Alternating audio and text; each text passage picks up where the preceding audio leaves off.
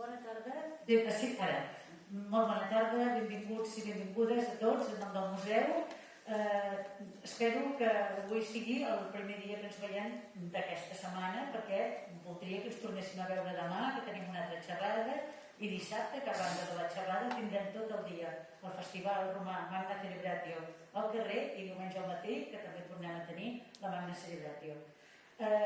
Nosaltres, al preparar el festival, aquest any estàvem impressionades, dic impressionades perquè majoritàriament som femenines aquí al museu, som dones, perquè dèiem, fixa't, és que estem, fa 17 anys que fem la Magna Celebratio, estem a la 17a edició, i avui ens hem adonat que no, que és que en fa 18, perquè ens hem saltat un any, malauradament, no? L'any de la Covid. O sigui que són molts anys d'oferir aquest festival romà, el públic, vostès van canviant, però nosaltres de moment som les mateixes, i bé, per molts anys que duri, perquè d'això es tracta, no? Fem amb molt de gust i ens agrada molt poder compartir tot aquest fons romà tan important que ens caracteritza tant, no tan sols al museu, sinó a tota la ciutat de Badalona.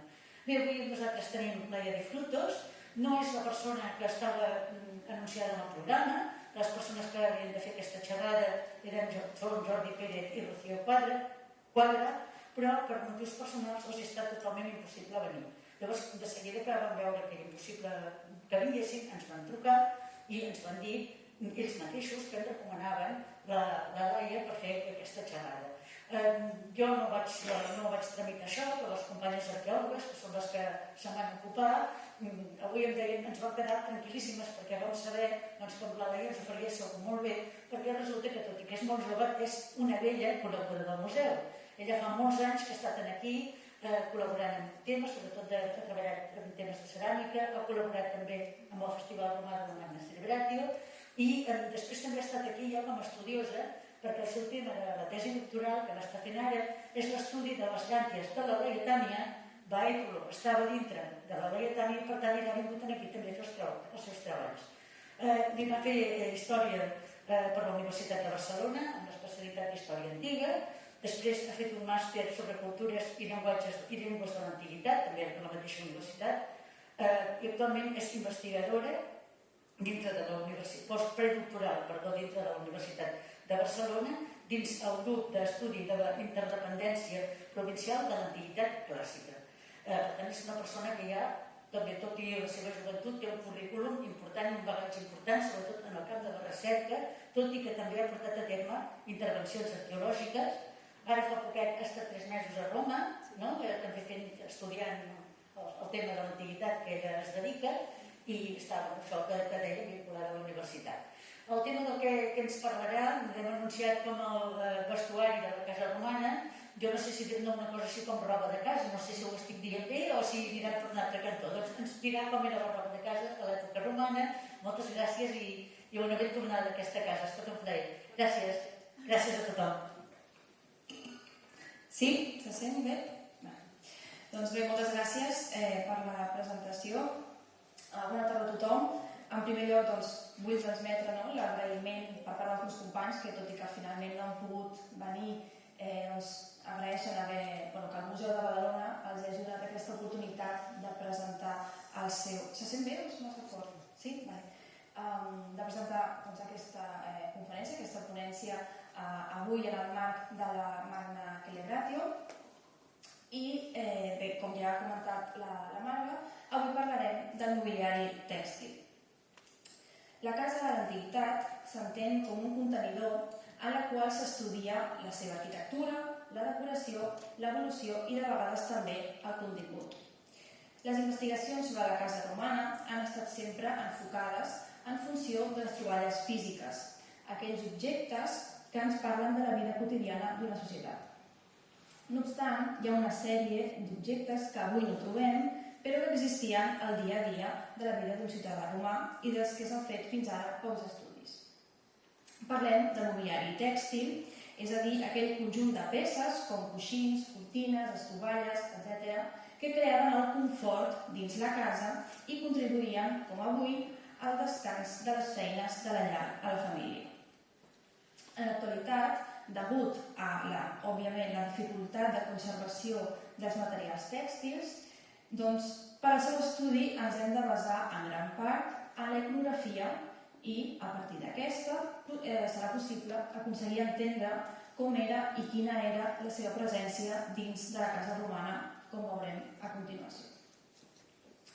Doncs bé, sobre el que parlarem avui, un cop realitzada una primera aproximació al món de les teles, com a part indispensable del món privat de les cases romanes, veurem quins van ser els diversos tipus i qualitats de les teles utilitzades al mobiliari romà, d'on van procedir i quines van ser les rutes d'accés utilitzades pels comerciants tèxtils. Serà, per tant, també indispensable conèixer qui va estar darrere d'aquest comerç, de les millors llanes, llis, sedes i porpres representats a les figures dels lanari, sericari o purpurari, que ja comentarem específicament més endavant. Doncs en aquest sentit, serà interessant conèixer mitjançant l'anàlisi epidèfica dels personatges la importància del comerç de teles al detall al marge de la clàssica visió comercial que ens mostra la venda de teixits com un conjunt uniforme. Veurem que no, que podem parlar de comerciants al detall en aquest context del comerç tèxtil, com veurem més endavant. L'objectiu essencial d'aquest estudi, per tant, sobre el mobiliari tèxtil, rau en la comprensió de les formes de vida quotidiana, tant en àmbit privat com en àmbit públic, emprant tota mena de fonts. És a través de l'observació del repertori iconogràfic, dividit en diferents suports com la pintura parietal, els relleus, l'escultura o els mosaics, és d'aquesta manera com podrem satisfer els buits tals com el coneixement de la divisió d'espais, la privadesa i la utilitat dels mateixos. Un estudi detallat dels teixits es pot fer servir per conèixer modes, decoració i mètodes d'instal·lació, com també veurem més endavant. I d'aquesta manera podem ajudar altres professionals, com els que treballen en reconstruccions virtuals, aportant dades relatives a cortines, catifes, estovalles, matalassos i tota una sèrie d'objectes que formaven part del dia a dia de la societat romana. Bé, doncs, comencem amb un dels primers usos de les teles com a cortines va estar relacionat amb la creació d'espais habitables com tendes, com aquesta reconstrucció que veieu aquí. L'ús de lones o carpes es va estendre entre les comunitats nòmades, sobretot en els deserts egipcis o sirians aràbics. Potser per aquest motiu, quan Jehovà es dirigeix a Moisès perquè construeixin el lloc sagrat on poder entrar en comunió amb el seu poble, li fa construir un tabernacle a manera de santuari. Aquí podeu veure una reconstrucció d'aquest tabernacle que, a part de l'estructura de fusta, clarament la coberta està tota basada en aquestes teles, grans carpes. A la descripció que es narra al llibre de l'Èxode, més tard recollida per Flavi Josep, s'esmenta l'ús de grans teles per a la construcció d'una carpa. Un cop dins del tabernacle, s'havien de disposar diverses cortines que generessin nous espais. Les cortines havien de servir per decorar l'estança interna, per una banda, però també cobrint aquests espais sagrats, parets i sostres, i no només això, sinó per separar aquests espais. Com podeu veure, hi havia la reconstrucció, hi havia una estança principal i després una estança posterior i encara més reservada que es marcava aquesta separació a través d'aquestes cortines.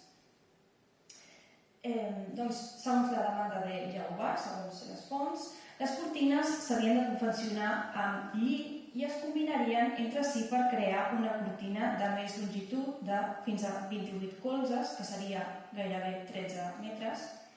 La unió d'aquestes cortines es realitzaria mitjançant fermalls d'or, tenyides i bordades amb porpres, escarlates i blaus, que eren dels tints més cars de l'època.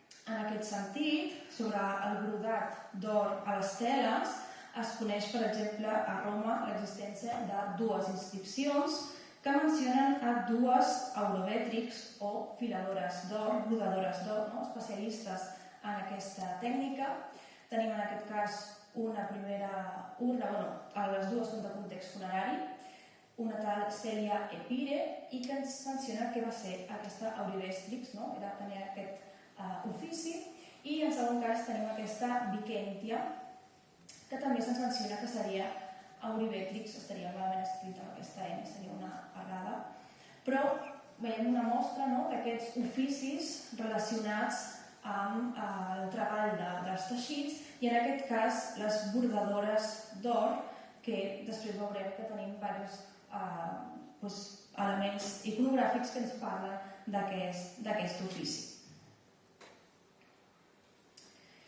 Bé, gràcies a Plini coneixem l'existència de l'ús d'anelles fetes de fusta de dom o palmera tebaica, que segons l'autor menciona com el millor material per a la confecció d'aquests objectes.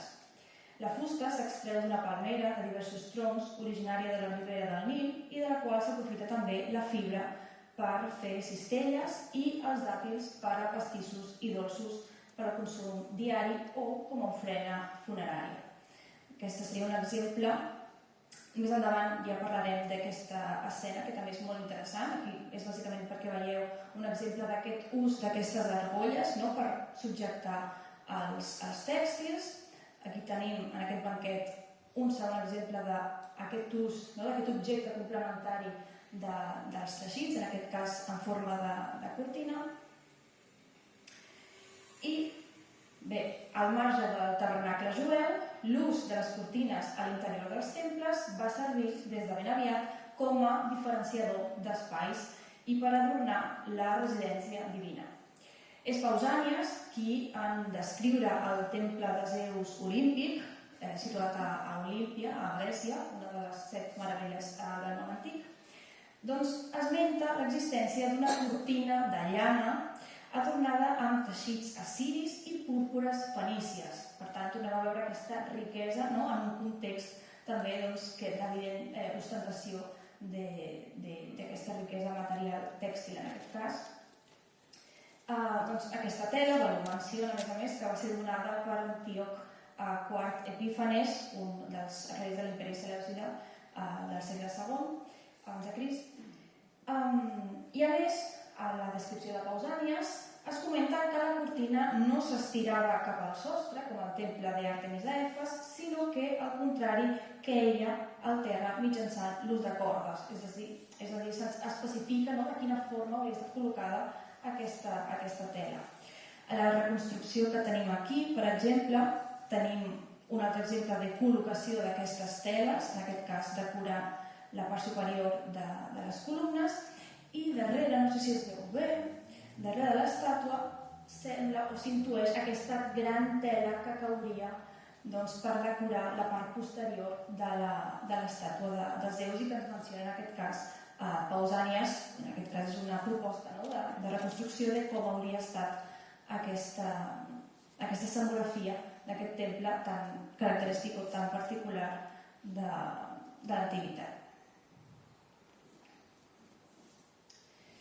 Bé, a més de servir per decorar espais sagrats, les cortines també es van emprar per adornar les estances palatines i els espais funeraris de les elits més riques.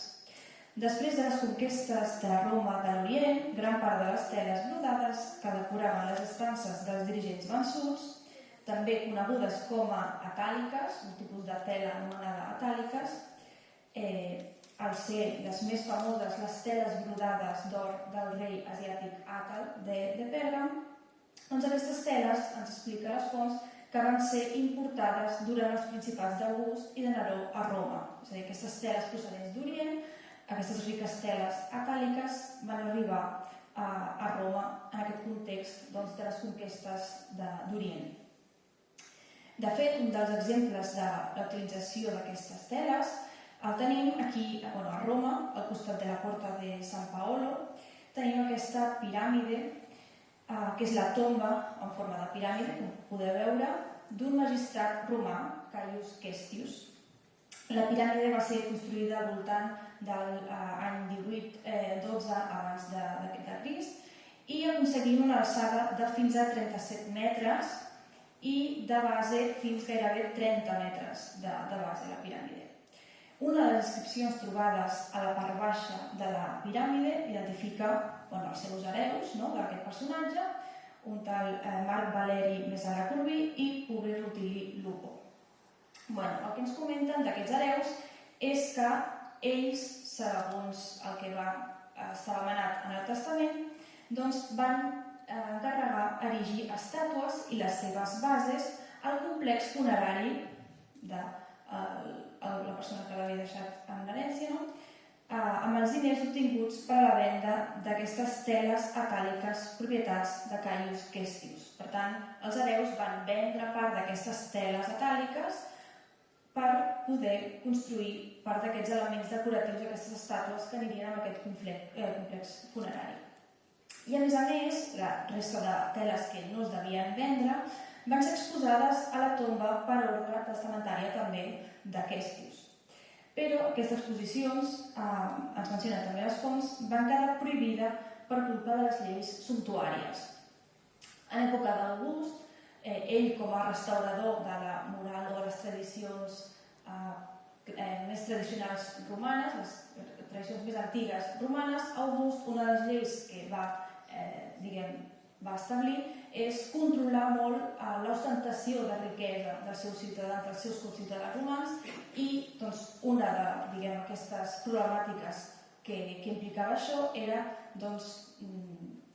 controlar aquesta, com deia, manifestació, aquesta ostentació, i per aquest motiu aquests hereus que havien de crear aquest complex funerari segons havia estat establert al testament no van poder col·locar aquestes teles atàl·liques donant la riquesa o l'ostentació tan gran que implicava en aquest cas. Per tant, ens podem imaginar fins a quin punt aquestes teles no podrien arribar a ser costoses per tal de tenir aquesta implicació de prohibir-les, la seva exposició. Bé, per la seva banda, Plini es fa ressò, a més, del gust per aquestes teles, arribant a formar part de competicions de reconeguts artistes pintant-les. Aquesta mateixa pràctica es va fer servir per decorar les escenes teatrals, utilitzant cortines pintades on es representaven situacions pròpies de la representació. Això són simplement paral·lels actuals, però no se'ns han conservat escenes de context romà. Llavors, en aquest context és conegut de sobres l'ús de cortines de grans dimensions a manera de taló a l'escenari perquè puguin pujar-se i abaixar-se amb facilitat. En paral·lel, són diverses les referències literàries que comenten l'ús de les cortines com a diferenciadors d'espais. Així, es van poder utilitzar per distingir diverses estances internes de la domus, per separar diferents estances, fent la funció de portes o com a parasols a vegades. L'ús de cortines interposades va generar espais reservats, ocults, on escoltar converses i secrets. Bé, finalment, un altre dels exemples de la importància de l'anàlisi de les fonts literàries és la novel·la del Satiricó, per posar un exemple dels molts que tenim.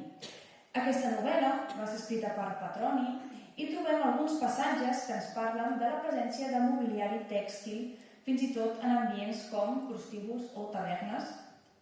I especialment és interessant la part del banquet d'un dels personatges, Trimalció, que és un ric i llibert, que el que busca és sobretot fer ostentació de la seva riquesa i possibilitats, i que l'autor descriu amb molts detalls fent èmfasi en això, aquesta ostentació d'aquest anfitrió. Exemples de moments en què es menciona aquest mobiliari tèxtil és aquesta, per exemple, pel que fa a les catifes, se'ns menciona l'esclava que es deia Psique va estendre una catifa a terra. Tenim una segona cita que ens diu: després, uns esclaus van estendre sobre els nostres llits i a terra catifes en què hi havia pintats munters armats de venables, que era un tipus de llança curta, i tot l'aparell d'una cacera. Aquí, per exemple, a part de saber que era comú estirar les catifes no només a terra, sinó també sobre els llits per fer-les més còmodes, podem veure que, a més, podien anar ricament decorades, com és el cas d'aquest context, d'aquest ric llibret que vol fer ostentació de la seva riquesa. Sobre els coixins també tenim diverses mencions, com el que ens diu admirant estar de tanta magnificència quan als acords d'una melodia va aparèixer Trimalció, conduït per dos esclaus que el van col·locar sobre un llit format de petits i rics coixins. O aquesta segona menció que ens diu mira quants coixins, sí, estan tots farcits de porpra o escarlata. Per tant, no només destaca la gran quantitat de coixins, que això evidentment seria ja un cost més alt, el fet de tenir gran quantitat d'aquests elements, sinó que a més destaca el fet que estiguin farcits de porpra o escarlata, aquests tints tan cars, que evidentment és una mostra d'estatus i d'ostentació bastant gran. Altres mencions, que ens diuen Trimalció, després col·locant-se en un llit de parada, el cap recolzat en una pila de coixins, va exclamar, suposeu que estic mort i fem una bella oració fúnebre. També aquesta mostra de l'ús dels coixins com a recolzament o per ajudar-se a recolzar-se en el cas d'un banquet.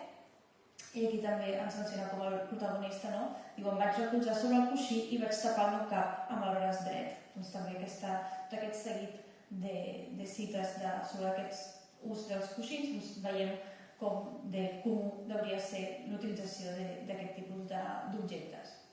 També menciona els matalassos, sense perdre instant, vaig ordenar a Agitó tirar-se al llit i amagar-se entre la roba revolta. Doncs entenem que tindríem aquí una menció als matalassos, o sobre les cortines, amb aquesta cita que es diu es va aixecar i va començar a caminar davant meu i davant d'una casa vella va obrir la porta a qui és d'habitar. Aquí, aquesta menció és sobretot perquè la versió italiana, en comptes de va obrir la porta, menciona una cortina, va obrir la cortina.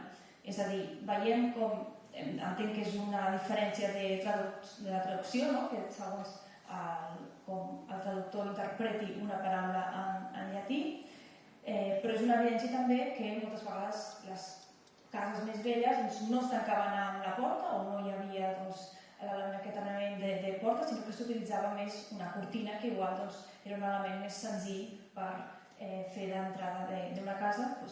Sabem que també hi hauria aquest ús de les cortines. I després tenim sobre l'ús de mantes, mencions com creieu-me, una bona beguda calenta és millor que una manta, o què estàs fent, home honestíssim, que els dos ficats al llit i coberta amb el mateix mantell. També una altra vegada mencionar aquest ús de les mantes, i aquí va entrar ben aviat amb una coberta blanca i una túnica consular. Trimalció ens les va fer tocar perquè veiessin que estaven teixides de rica llana. Aquesta coberta blanca seria també una manta i a més menciona un altre cop aquesta ostentació de Trimalció i per tant podem veure que aquest conjunt de mobiliari tèxtil podria arribar a ser del més senzill o simple fins a fet o produït amb els elements més cars o amb aquests tints que a més encaririen notablement el producte.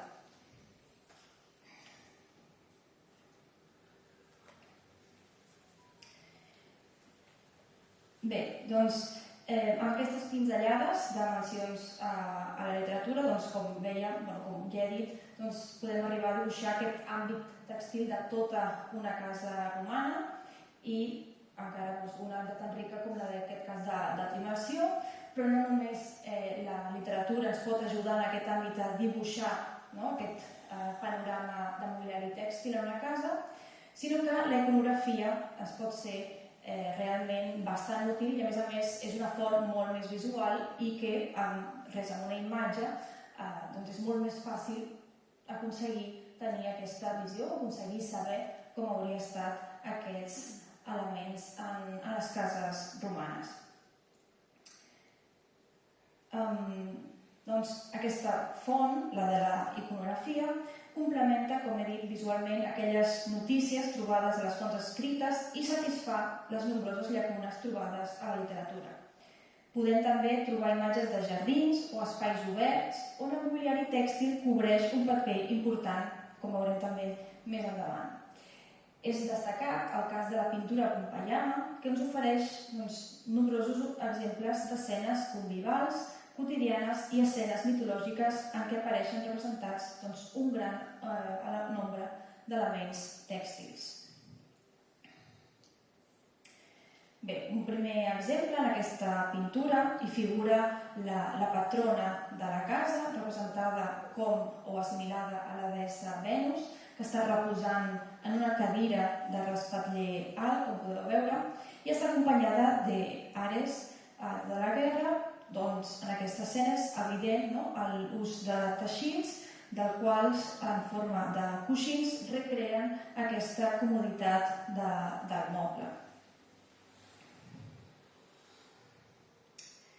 La pintura també ens parla d'espais públics com el Santuari Republicà de Brescia, on el sòcol, si us fixeu aquí està tot representat igual, aquí en el detall es veu una mica millor,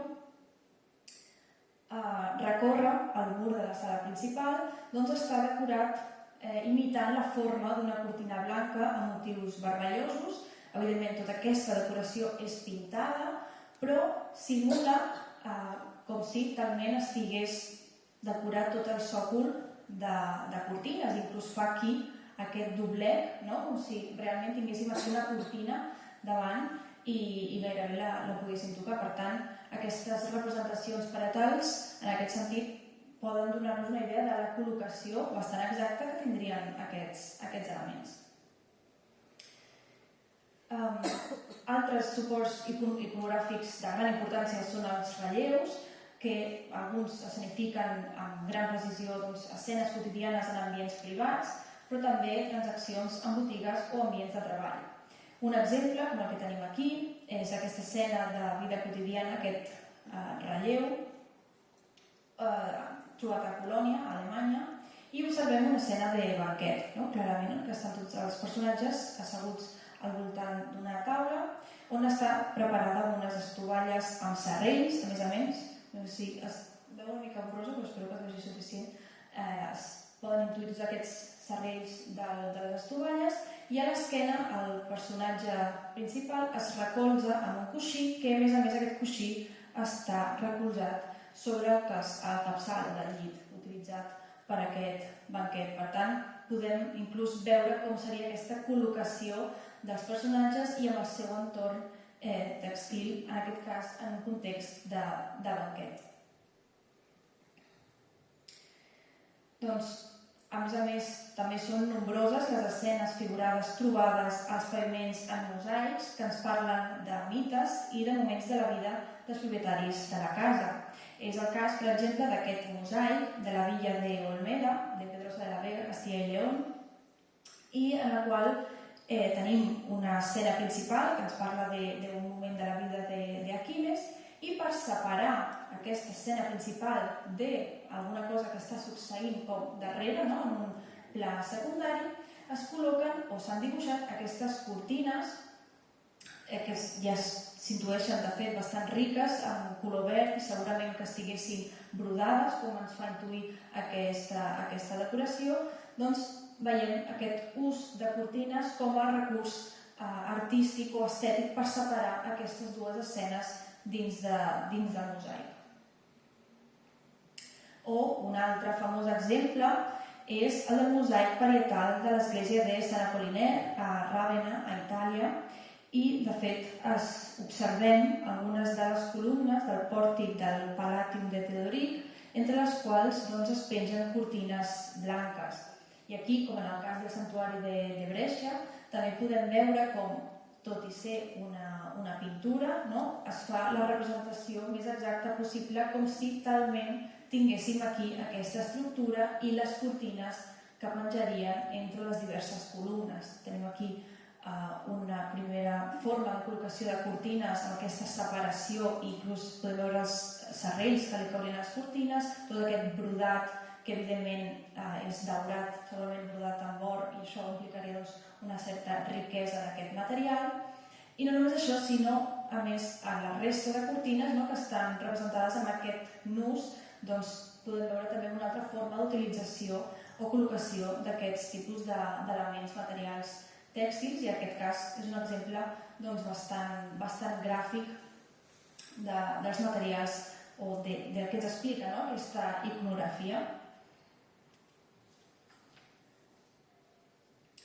Bé, doncs, altres escenes, com aquelles relacionades amb els jardins i espais oberts, el teixit crea carpes, com la que podeu veure aquí dalt, per donar ombra, com és el cas d'aquesta escena d'aquest petit mosaic de Centocelle, que està proper a Roma, i podem veure clarament uns comensals gaudint d'un refresc sota l'ombra d'un parasol lligat a un arbre. Aquí podem veure inclús la corda com es lligaria, estaria col·locat aquest parasol per resguardar els assistents d'aquest banquet, aquest petit aquest simposi, resguardats del sol que faria. Podem afirmar, per tant, que un estudi detallat de les fonts clàssiques, acompanyat d'un estudi de les fonts iconogràfiques, podria aportar un coneixement específic en el camp de la recerca que s'ocupa de les formes de viure de la societat romana. Amb això, com ja explicàvem anteriorment, altres ciències que s'estan desenvolupant actualment es veurien beneficiades i enriquirien la seva tasca com a responsables de la comunicació d'aspectes de la vida quotidiana del passat. Parlem de ciències tecnològiques que treballen en la reconstrucció d'ambients per a exposicions museístiques o publicacions didàctiques, per exemple.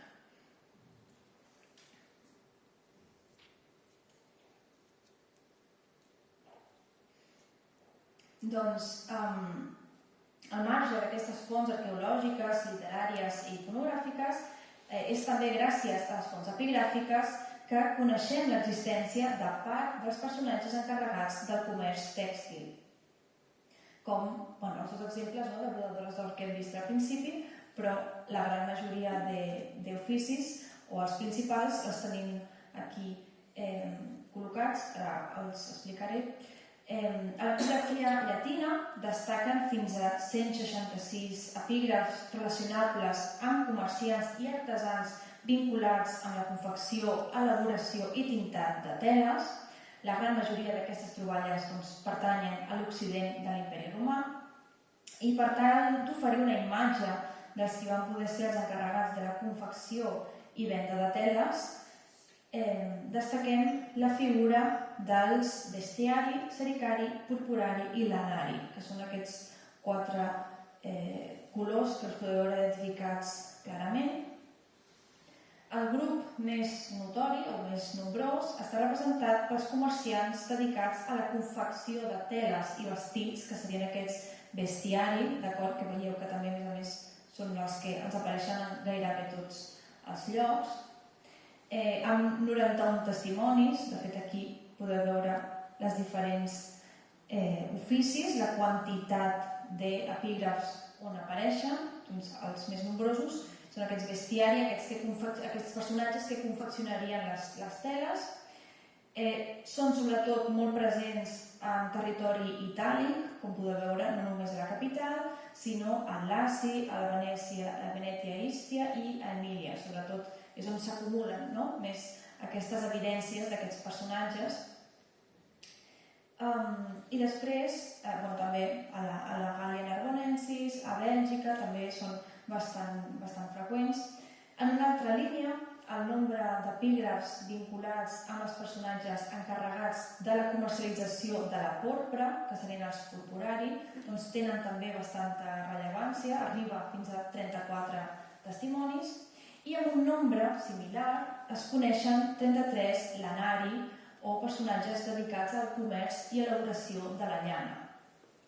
Finalment, es coneixen únicament 8 inscripcions de sericari, que seria el col·lectiu d'artesans especialitzats en la confecció de la seda, que seria un dels béns de prestigi més desitjats per les elits romanes, evidentment, degut a la difícil adquisició d'aquest producte, evidentment. I bé, com ja hem comentat, el nombre més gran d'artesans i comerciants de productes de caràcter sumptuari testimoniats a l'epigrafia llatina van exercir la seva professió a la capital de l'imperi. Com podeu veure en aquesta taula, clarament a la capital, a Roma, és on es concentra el volum bastant significatiu, fins a 72 d'aquestes 166 mencions, d'aquests 166 epígrafs, gairebé la meitat estan localitzats a Roma. Doncs l'existència, evidentment, d'una elit consumidora agrupada a la capital de l'imperi va convertir la ciutat en el lloc ideal per trobar representats tots els col·lectius tèxtils. I al costat d'aquesta elit urbana, la resta de ciutadans imitaven els gustos tèxtils del grup dominant i van convertir Roma en la ciutat o la principal ciutat consumidora per excel·lència de les millors teles i teixits. Aquí tenim un petit mapa del que seria el centre de Roma, el nucli de Roma. Si podeu identificar aquí el Circ Màxim. Per aquí tindríem el Tíber, que fa aquí una corba. Això seria el Palatí, el Capitoli per aquí. I per tant tindríem aquesta zona del Fòrum Romà, d'acord? I si us fixeu, els negocis o la major o la gran quantitat de negocis relacionats amb aquesta comercialització del tèxtil, doncs es troben sobretot a aquesta zona central, d'acord, com he comentat, però especialment a la Via Sacra i després al Vicus Iuarius o al Vicus Tuscus, que tenim aquí aquests dos carrers també principals on es concentraria aquestes evidències de comercialització de teixits, i el barri del Velabrum, que tindríem també aquí en el centre. Aquí, per exemple, no sé si s'arriba a veure bé, però hi ha diferents oficis mencionats, l'encarregat de les gemmes, l'encarregat de perles, però a més tenim... Bueno, és que no es veu gaire bé, però perquè visualment tingueu una visió d'on se situarien tot aquest conjunt d'oficis dedicats sobretot al luxe, no? I també entre elles el luxe dins de les teles o de l'àmbit textil. Doncs bé, ara aquesta segona part de la ponència, sobretot el que farem serà, hem fet un recull de diverses mostres iconogràfiques on podem observar diferents elements al voltant d'aquest comerç del tèxtil i utilització d'aquest mobiliari tèxtil dins de la casa romana. Doncs, de què ens parla aquesta iconografia? En primer lloc tenim, evidentment, representats professionals que s'encarregarien sobretot d'aquest comerç de tèxtil, sobretot comerç al detall. Aquesta és una de les representacions bastant interessants on es pot veure clarament una venda o el moment d'una venda. D'aquí tindríem a dos venedors de teles que estarien oferint el seu gènere al client que hauria anat fins allà expressament a mirar les diferents ofertes o el que oferien en aquesta botiga, i aquí els estaria mostrant. Per tant, un exemple de venda al detall de segurament teles bastant riques, un tracte bastant personalitzat, i a més també curiosament podem veure tota l'estructura, la taverna, la botiga, l'estructura, tenim aquí fins i tot el sostre del lloc on es faria o en quin context es duria a terme aquest comerç del tèxtil. Aquesta és una escena que ja havíem vist abans, però aquí ens podem aturar una mica més, un altre cop en aquest comerç al detall del tèxtil.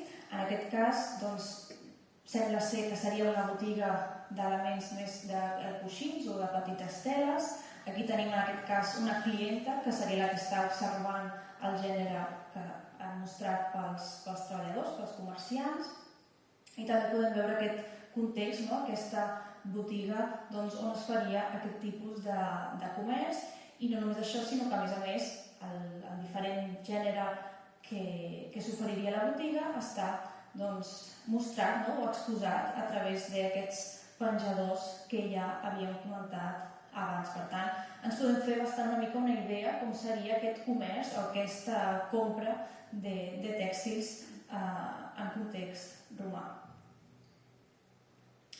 Després tenim les teles com a complement del descans, que vestirien o es farien servir per vestir les cadires i els triclinis. En aquest cas doncs, veiem una gran complexitat decorativa en aquesta representació, veiem aquest decorat, aquest brodat de flors per tot, o sigui, aquesta tela que cobriria tot el triclini, no només el coixí, sinó a més tot el que seria la base del triclini. Podem arribar a veure la riquesa decorativa d'aquestes teles. Aquí una representació d'un triclini del Museu de Nàpols, veure com a sobre d'aquesta estructura es col·locarien les diverses teles i coixins per fer més còmode la posició del personatge i estar més còmode en banquets o en els moments de repòs. Aquí una escena que ja hem vist abans amb el tema de les brodadores, un exemple de com haurien estat brodats aquestes teles, segurament amb plantilla, com s'hauria fet aquest brodat a les teles, en aquest cas col·locat a la part de darrere també d'una cadira, també per fer més còmode aquest seient. Aquí, curiosament, és una representació d'una capçalera d'un triclini. Veiem una persona que estaria portada per diversos esclaus. La persona està estirada sobre el triclini. Podem veure clarament els coixins, aquí el matalàs que aniria sobre el triclini. I aquí és curiós perquè tenim una decoració que sembla com una capçalera que aniria darrere del triclini, però aquesta decoració com d'estrelles i de lluna ens fa pensar que potser seria més aviat una petita carpa que aniria sobre la persona, però que en el moment de representar això iconogràficament, perquè es veiés la persona de dins, han fet com una mica de transparència, que no es veiés tant, perquè si representés com una carpa segurament la persona de dins no es veuria, i per fer-ho, diguem, que es veiés més clara l'escena, han optat per fer com aquest punt transparent, però segurament seria una petita carpa que cobriria aquest personatge que està sent transportat per tot aquest conjunt d'esclaus. Per tant, podem veure també fins a quin punt aquesta riquesa decorativa ens pot parlar també de l'ús d'aquestes teles. També, en aquest cas, nombrosos motius geomètrics, no només florals, sinó també geomètrics, i a més amb una decoració cromàtica també molt variada i molt rica, que implica a més un gran treball per part d'aquells brodadors de teles, és a dir, com més colors i més decoracions, el preu implica un més treball i evidentment un preu més alt. Després aquí un altre fresc pompeià, la Villa dels Misteris. Seguim amb aquesta varietat cromàtica. En aquest cas, la porpra, com deia, és un dels tints més utilitzats o més demandats pel seu alt cost i que no només s'utilitzaria en tèxtils físics, sinó en decorar aquests tèxtils representats en les pintures. També era una manera de fer ostentació d'aquesta riquesa, perquè al final el tint seguia sent el mateix, tant utilitzat en paret com en teles, i per tant també és una forma de veure aquesta riquesa dels propietaris, utilitzant aquest tint per les parets. Aquí hi ha altres coixins per recolzar el cos, per estar còmode, diguem, en les diferents seients de la casa.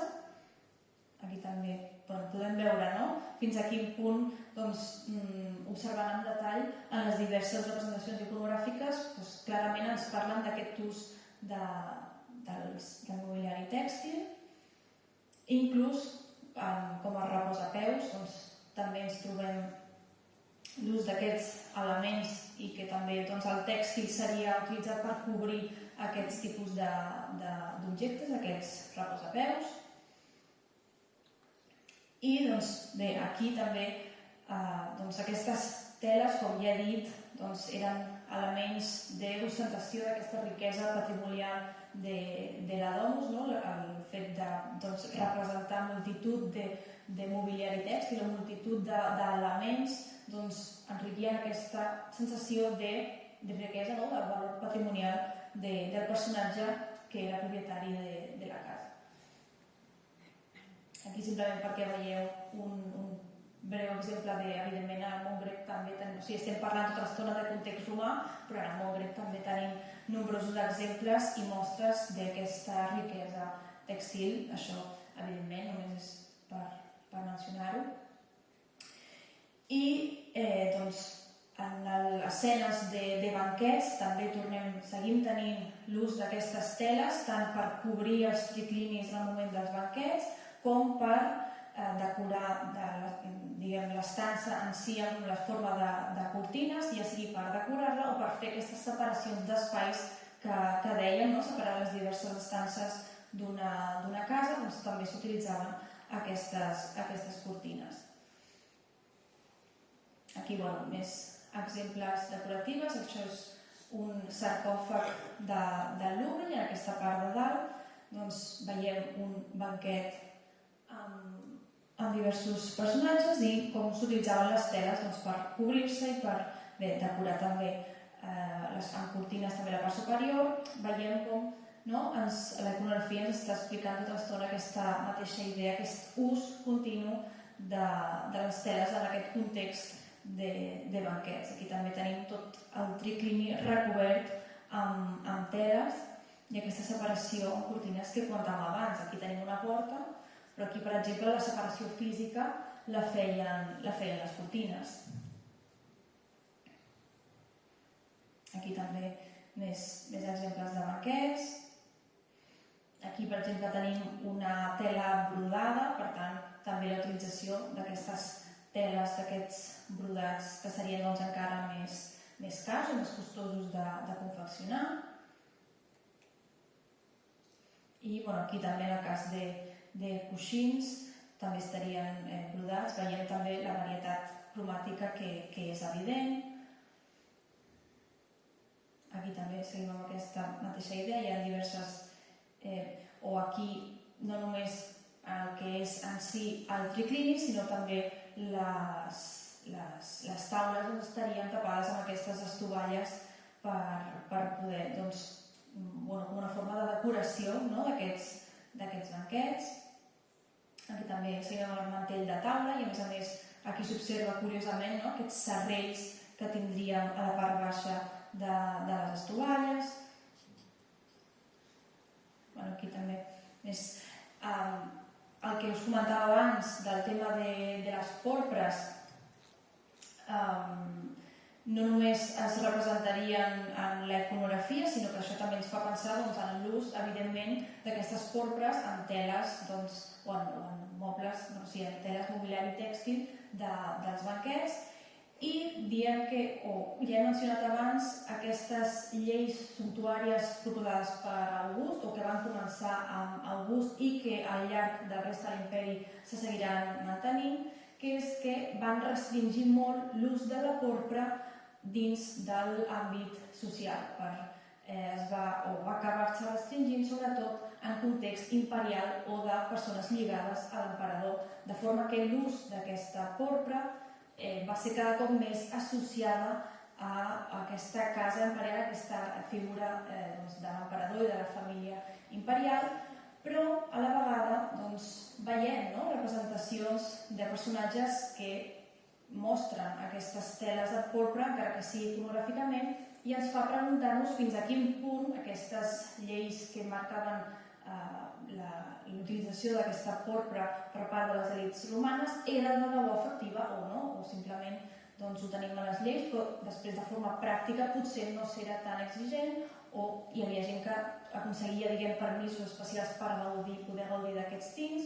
Això és un element que ens pot fer qüestionar-nos segons quines coses a partir d'aquesta iconografia. Després, a l'exterior, ens trobem també escenes d'evidències o que ens parlen de l'ús de les teles a l'exterior, fora d'aquest ambient domèstic privat, i per tant que serien molt utilitzades, com l'exemple abans que hem vist del parasol. Aquí també tenim, en el cas d'un banquet, doncs, utilització d'aquestes teles també a l'exterior. Aquí un banquet també a l'aire lliure, doncs, com utilitzar una carpa, una tela com a parasol, subjectada pels diferents arbres, diguem, que tenim al voltant de l'escena del banquet. I no només això, sinó que a més, a part de per decorar, a part de fer-se servir com a parasols, també podien decorar els espais porticats. Aquí seria com es veu la representació com d'algun jardí interior, perquè tenim aquí columnes darrere, però els personatges estan a l'exterior, i per tant doncs, també veiem de quines formes diverses es podien col·locar a les teles, i a més amb aquests serrells, no? Veiem la diversitat de decoració de les teles. També com a creadores d'espais, doncs, aquestes cortines que sembla que tancarien aquesta estança que està representada en aquesta làpida. També aquí, això és una copa de plata bastant coneguda que representa una escena íntima, i aquí no es veu gaire bé, però en aquesta foto es veu, jo crec que es veu millor, aquesta utilització de les cortines, no? Per separar una escena que tenim aquí d'una altra escena que tindríem al costat, doncs una forma de separar o una elecció estètica, no? De separar dues escenes diferents dins d'una mateixa representació iconogràfica seria l'ús d'aquestes cortines a mode de separació, de marcar aquesta separació. Després ja hem parlat de tot aquest anellat, no? Aquests elements de subjecció de les teles, entre els que destacarien doncs, aquestes anelles, per exemple, per les quals doncs, penjarien aquests coixins, que seria aquest gènere de la botiga que hem comentat abans, o simplement doncs, aquestes cortines anirien, aquí crec que es veu millor, anirien subjectades amb tot aquest sistema de fil que subjectaria la tela i que des de lluny aniria col·locada així, que tot i ser una representació pictòrica doncs no deixa de sorprendre el detall amb el que no col·loquen una cortina de qualsevol forma, encara que sigui una pintura, sinó que es detenen a plasmar aquest anellat que hauria tingut les cortines, i que per tant podem saber que evidentment es crearia o seria útil. Després podem observar solucions decoratives o elements de clarament un ús estètic, aquests subjectadors o aquests elements de subjecció de les cortines, que no serien només un ús, sinó que a més s'utilitzaria un gran llaç.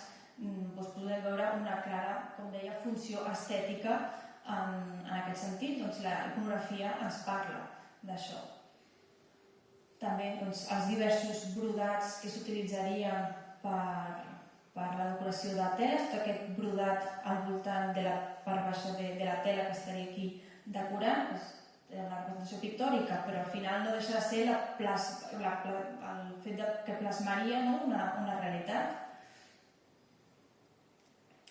Aquí, en el cas de precedents del món etrusc o en el cas de l'utilització de teles en el llit, en el context més íntim possible, en el llit tenim ja precedents al món etrusc que ens parla d'aquesta utilització de llençols en el llit. Aquí exemples també d'aquestes figures. I aquí un dels exemples de decoració de llànties, entre les moltes decoracions de les llànties, també tenim aquestes escenes eròtiques que, de forma bastant curiosa, a part de ser un element bastant ricament decorat, o que es detén molt, o que podem observar molts detalls, curiosament un d'aquests detalls és inclús la decoració dels llençols i del matalàs del coixí, que tindria o que subjectaria aquesta escena eròtica. Aquí tenim diversos exemples de matalassos. Aquí inclús podem observar un coixí col·locat de forma posterior. De fet, aquí a Badalona tenim també un exemple d'una escena eròtica que crec que tenim a baix, oi? I diria que jo m'he fixat i crec que també s'observa clarament aquest matalàs. Per tant, podeu veure fins a quin punt són de riques les representacions iconogràfiques del context romà. Penseu que les llànties cabien en una mà, per tant, l'espai que disponien era molt petit, molt minúscul, però arribem a un punt de detall que és realment bastant interessant. Aquí, per exemple, són altres pintures de Pompeia, on també podem veure aquí, en aquest cas, la varietat cromàtica de llençols. Aquí també amb els llençols decorats i, a més, amb aquest brodat que tindríem aquí en aquest matalàs. O aquí també coixins i tot aquest sistema de matalassos, de teles i, a més, aquí dalt aquestes cortines que podrien separar aquests espais, en aquest cas, espais per al plaer o l'intimitat més íntima. Després, aquestes teles ens acompanyarien des de l'inici de la vida, això seria la representació d'un part. Aquí veiem el nen acabat de néixer, aquí veiem la dona acabant de parir, hi ha una comadrona que l'està assistent, no sé si és per treure un altre nen o simplement l'està acabant d'atendre a la mare. Veiem aquí tot aquest conjunt també de teles en aquest context del llit, teles que començarien o s'utilitzarien en un part, fins inclús les teles utilitzades en el context de la mort. Aquí tindríem un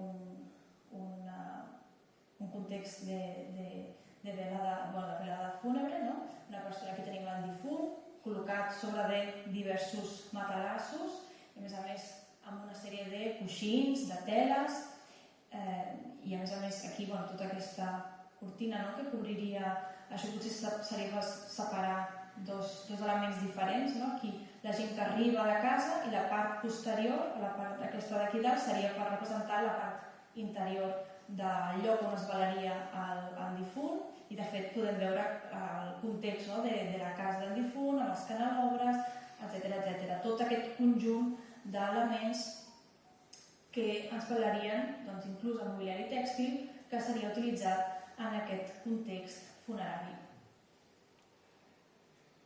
I per últim, i no més curiós o particular, l'ús de cortines com a decoració o com a croma, podríem fer aquest paral·lel amb l'actualitat, en contextos funeraris per posar un fons una mica maco o estètic en aquests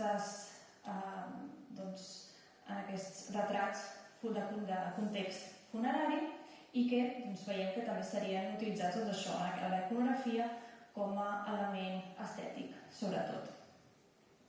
I per part meva, aquesta seria la meva aportació. Espero que us hagi agradat i moltes gràcies.